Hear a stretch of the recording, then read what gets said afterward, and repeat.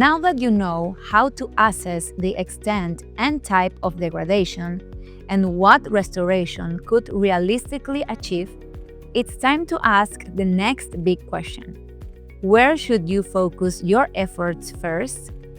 Not every degraded site is equally important to restore. Some areas provide critical biodiversity habitat, safeguard water supplies, or offer vital community benefits. Others may be less strategic.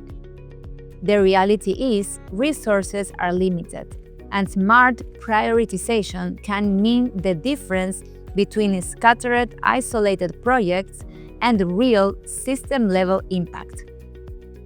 In this next section, we'll explore how to prioritize restoration areas using your goals and targets as the guide.